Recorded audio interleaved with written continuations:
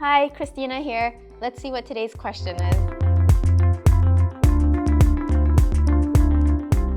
There are several different attachment methods. It all depends on the client and their lifestyle and what they prefer to do based on maintenance going forward. So I always ask the client like their daily lifestyle, their routine, are they active and whatnot, and I base the attachment that I would prefer to use on them based on that. So there's tape and liquid glue adhesive together, or some clients, when they don't want to commit to shaving just yet, we put them on clips. So each one pretty much has a different durability based on hold. So tape only, depending on clients, what they can do is it could last anywhere from a week to 2 weeks if they don't want to remove it daily.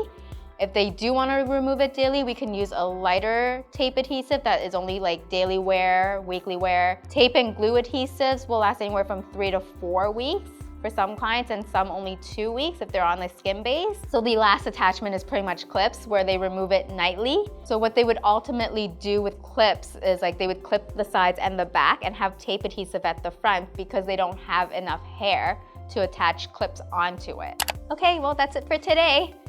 Don't forget to like, comment, and subscribe, and we'll be back with more videos. Bye!